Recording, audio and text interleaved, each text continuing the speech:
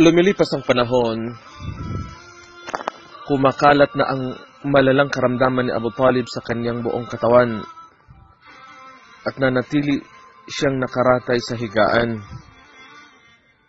Hindi naglaon ay hito na siya at dumaranas na ng matinding hirap ng dulot ng paghihingalo, samantalang ang sugo ng Allah subhanahu wa ta'ala ay nasa kanyang uluhan at nagsusumamo sa kanyang sabihin ang La ilaha illallah bago man lang siya mamatay. Subalit ang mga masasama niyang mga kaibigan na dati niyang mga kasama na pinangungunahan ni Abu Jahal, sila ang pumipigil sa kanya upang sabihin ito. Sinasabi nila, huwag mong talikuran ang paniniwala ng iyong mga ninuno. Dahil doon ay namatay siya na musyrik. Kaya naman, iba yung dalamhati ang nadama ng Propeta Muhammad sallallahu alaihi wasallam dahil sa pagyaw ni Abu Talib at sa hindi niya ito pagkayakap sa Islam. Pagkalipas ng kulang-kulang 2 buwan mula nang yumao si Abu Talib, ay yumao naman ang kanyang may bahay na si Khadija radhiyallahu anha.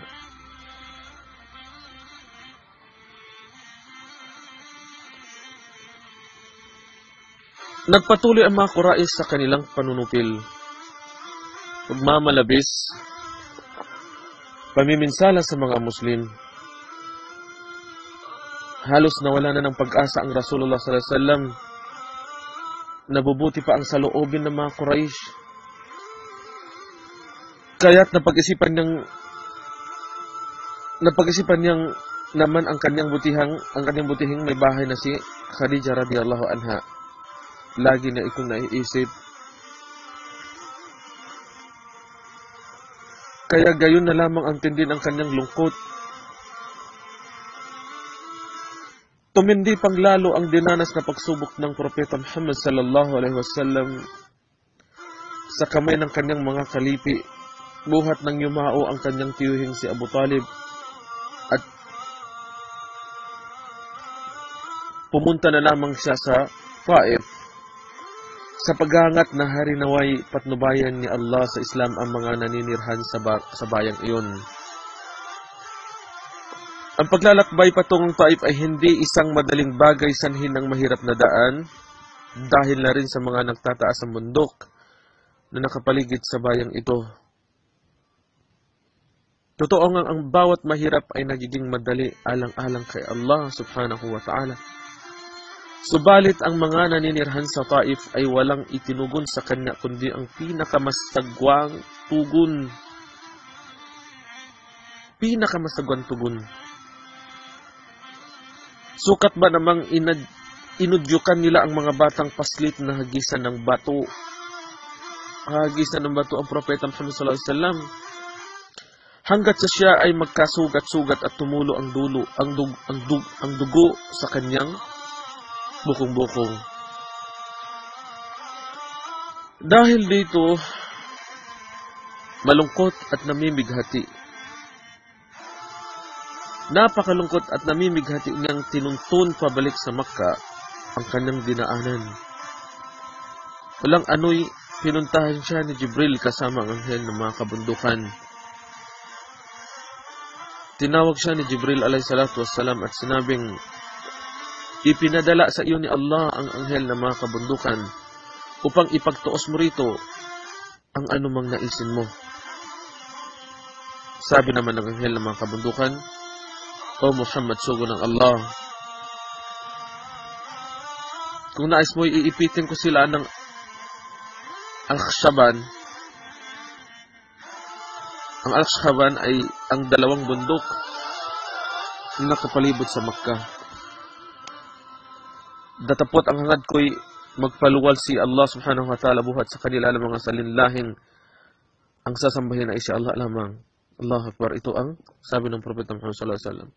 Datapot ang hangad ko'y magpaluwal si Allah subhanahu wa ta'ala buhat sa kanila ng mga salinlahing ang sasambahin ay si Allah lamang. At hindi magtatambal ng kahit na anuman sa kanya.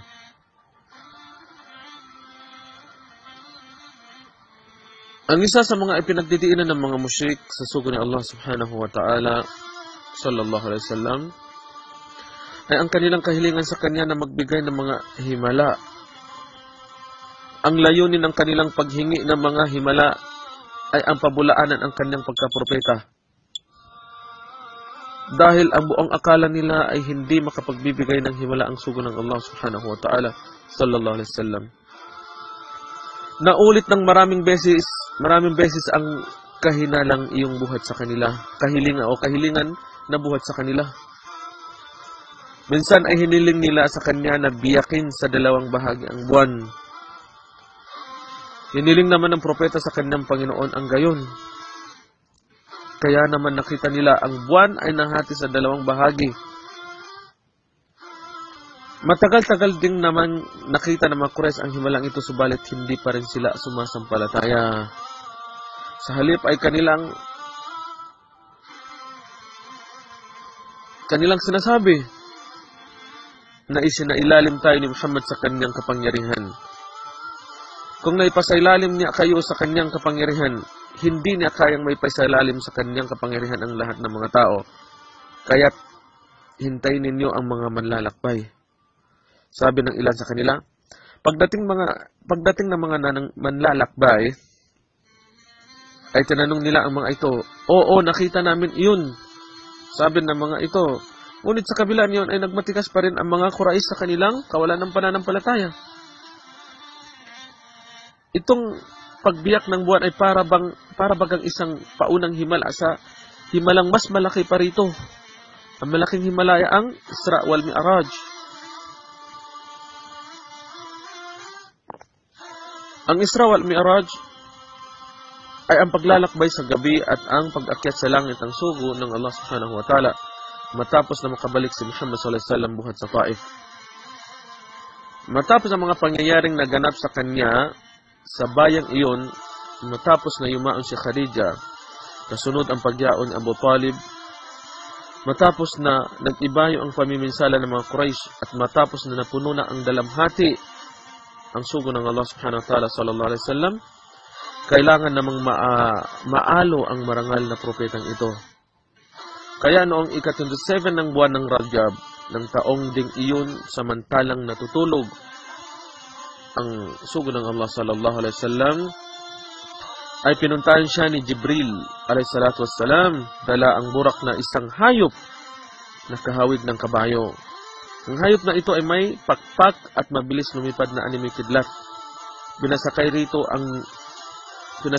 ni Jibril alayhi salatu wassalam ang sugo ng Allah sallallahu alaihi wasallam at dinala siya nito sa bahay-sambahan sa Jerusalem sa may Palestine. Mula roon ay inakyat ang sugo ng Allah subhanahu wa ta'ala sallallahu alaihi wasallam sa langit at nakita niya roon sa langit ang dakilang mga tanda ng kanyang Panginoon. Sa langit, iniatas ni Allah ang tungkuling magdasal ng 5 beses sa isang araw. Pagkatapos niyon ay bumalik siya sa Makkah ng gabing ring mismo. Kinaumagahan ay pumunta siya sa Kaaba at nagsimulang isalaysay sa mga taong naruroon ang pangyayari. Lalo pang tumindi ang pagpapabula sa kanya ng mga di nananampalataya, Allahu Akbar, at ang panunuya nila sa kanya. May ilang pang naruroon ang humiling sa kanyang ilarawan sa kanila ang bahay-sambahan sa Jerusalem. Ang layunin ng hiling nilang ito sa sugo ng Allah subhanahu wa ta'ala sallallahu alaihi wasallam ay upang pabulaanan ang kanyang pagkapropeta sa pag-aakala nilang gumagawa lamang siya ng kwento. Sinimulan niyang ilarawan ito ng masusi sa kanila, ngunit ang mga pagtatanong na ito ay hindi pa sapat sa mga Quraysh. Sinabi pa nila, nais naming may iba pang patunay. Kaya't ang sabi ng sugo ng Allah subhanahu wa ta'ala sallallahu alaihi wasallam, may nasalubong ako sa daan na isang karaban na patungong Makkah. Inilarawan niya iyon sa kanila at sinabi sa kanila kung ilan ang bilang ng mga kamelyo sa karaban na iyon at kung ano ang oras ng kanilang pagdating